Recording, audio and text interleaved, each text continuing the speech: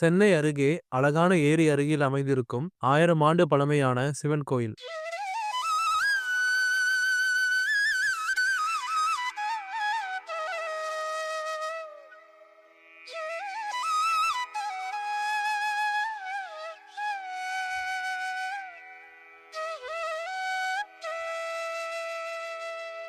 வணக்கம் வியூவர்ஸ். இன்னைக்கு நம்ம வீடியோல சென்னைக்கு மிக அருகில் நிறைய பேருக்கு தெரியாத 3 மலைகள் சூழ காட்டுக்கு நடுவில் அமைந்திருக்கும் ஒரு அழகான ஏரியை தான் பார்க்க போறோம். அந்த ஏரி அருகில் அமைந்திருக்கும் சிவன் கோவிலையும் இந்த வீடியோல பார்க்க போறோம். நம்ம குமுளி என்ற ஊரில் அமைந்திருக்கும் ஏரி மற்றும் வேதகிரீஸ்வரர் திருக்கோயிலை பத்தி தான் பார்க்க போறோம். முதலில் இந்த ஆலயம் எங்குள்ளது, எப்படி செல்லலாம் என்று பார்க்கலாம். இந்த ஆலயமானது சென்னை வண்டலூர்ல இருந்து கேளவாக்கம் செல்லும் சாலையில் கண்டிகை என்ற ஊரை தாண்டியதும் ரைட் சைடுல ஒரு ரோடு போறத பார்க்கலாம். அந்த ரோட்ல போனீங்கன்னா ஒரு 7 கிலோமீட்டர் தொலைவில் குமுளி என்கின்ற இந்த அழகான இடம் வரும். இந்த இடம் தாம்பரத்திலிருந்து 21 கிலோமீட்டரும் வண்டலூர்ல இருந்து 16 கிலோமீட்டரும் குமுளி பேருந்து நிலையத்திலிருந்து 500 மீட்டர்லயும் அமைந்துள்ளது. இந்த ஆலயத்தில் அருகில் தான் புகழ்பெற்ற மேலக்கோட்டையூர் சிவன் கோயிலும் அமைந்திருக்கு. மேலக்கோட்டையூர் சிவன் கோயிலை பத்தி ஏற்கனவே வீடியோ போட்டிருக்கேன். இந்த வீடியோ பார்க்கலனா அந்த வீடியோட லிங்கை டிஸ்கிரிப்ஷன்ல தரேன். அந்த வீடியோ மிஸ் பண்ணாம பாருங்க. இப்பொழுது இந்த ஆலயத்தோட வரலாறு மற்றும் சிறப்புகளை ஒவ்வொன்றாக பார்க்கலாம். அதுக்கு முன்னாடி இது போல அற்புதமான ஆலயங்களை பத்தி வீடியோஸ் பார்க்க என்னோட ரிமார்க்கபிள் ரமேஷ் சேனலை மறக்காம சப்ஸ்கிரைப் பண்ணிக்கோங்க. அப்பதான் நான் போற வீடியோஸ் உங்களுக்கு ரெகுலரா வரும்.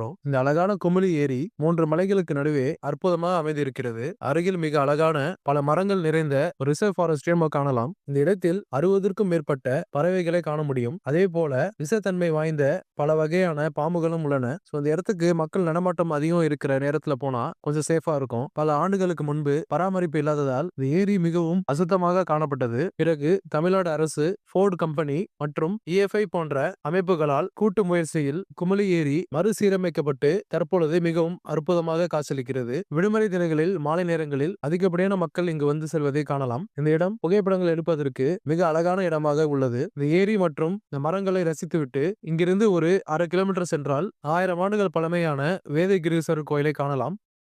3 மலைகள் சூழ ரிசர்வ் ஃபாரஸ்ட் நடுவில் இந்த ஆலயம் அமைந்துள்ளது. இந்த ஆலயத்தில் மூலவராக சிவபெருமான் ஸ்ரீ வேதகிரீஸ்வரர் என்ற பெயரில் அருள்பாலிக்கிறார். அம்மனின் பெயர் திரிபுர சுந்தரி. இந்த கோவில் 1000 ஆண்டுகளுக்கு முன்பு பல்லவ மன்னர்களால் கட்டப்பட்டது. சமீபத்தில் ஜூன் 2012ஆம் ஆண்டு கும்பாபிஷேகம் செய்யப்பட்டதாக கூறப்படுகிறது. கோயில் நுழைவாயிலில் 18 அடி உயர விநாயகர் சிலையை காணலாம். விநாயகர் சிலை கிழக்கு நோக்கி அமைந்துள்ளது. இந்த விநாயகர் சிலையின் அடிப்பகுதியில் வலம்புரி விநாயகர், இடம்புரி விநாயகர், பஞ்சமுக விநாயகர் மற்றும் நர்த்தன விநாயகர் ஆகிய சிலைகள் காணப்படுகின்றன. கோவிலில் வழக்கமான ராஜகோபுரம் இல்லை. அதற்கு பதிலாக ஒரு பலிபீடம் மற்றும் மூலஸ்தானத்தை நோக்கியவாறு நாகத்தூண் மண்டபத்தின் கீழ் ஒரு நந்தி வாகனம் உள்ளது. மூலஸ்தானத்தின் வாசலில் 2 துவாரபாலகர்கள் காணப்படுகின்றனர். கிழக்கு நோக்கிய கருவறையில் ஸ்ரீ வேதகிரீஸ்வரர் மூலவராக சிவலிங்க வடிவில் காணப்படுகிறார். இங்கு வந்து பிரார்த்தனை செய்தால் தங்கள் அனைத்து நோய்களும் தீர்ந்து பின்னர் வாழ்க்கையில் செழிப்பார்கள் என்பது பரவலாக நம்பப்படுகிறது. மூலஸ்தானத்தில் கோஷ்ட தெய்வங்களாக விநாயகர், தட்சிணாமூர்த்தி, லிங்கோத்பவர், பிரம்மா மற்றும் துர்கை ஆகியோர் உள்ளனர். இந்த கோயிலில் அம்மன் பார்வதி தேவியின் அம்சமாக திரிபுர சுந்தரியாக தெற்கு நோக்கி நின்ற கோலத்தில் காட்சியளிக்கின்றாள். மற்றும் இதே ஆலயத்தில் ஸ்ரீதேவி மற்றும் பூதேவியுடன்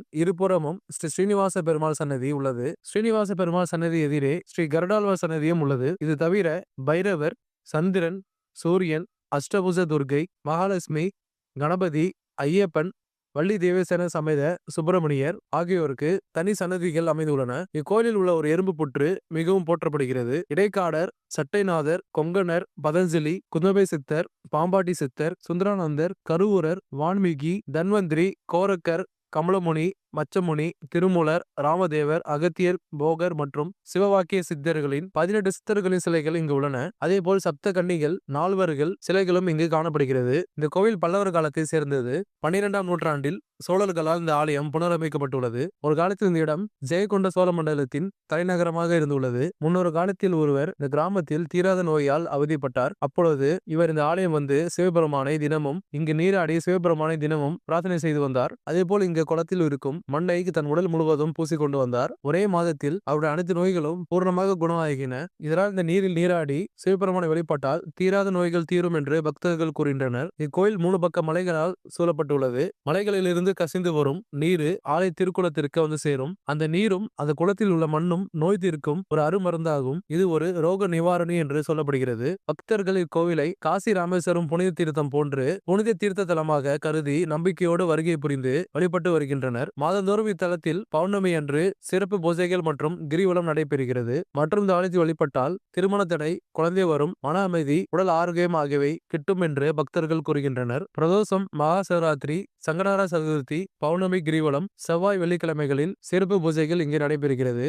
ஞாயிற்றுக்கிழமைகளில் விநாயகர், சூரியன், காலபைரவருக்கு சிறப்பு அபிஷேகம் நடைபெறுகிறது. அதேபோல் திங்கட்கிழமை வேதகிரீஸ்வரருக்கும், செவ்வாய்க்கிழமை முருகன், அஷ்டபுஜ துர்கை ஆகியோருக்கு பூஜைகள் நடைபெறுகிறது. புதன்கிழமை பெருமாளுக்கும், வியாழக்கிழமை தட்சிணாமூர்த்திக்கும், வெள்ளிக்கிழமை சக்தி திரிபுர சுந்தரிக்கும், சனிக்கிழமை இங்குள்ள ஆஞ்சநேயருக்கும் மிக விசேஷமான சிறப்பு பூஜைகள் நடைபெறுகின்றன.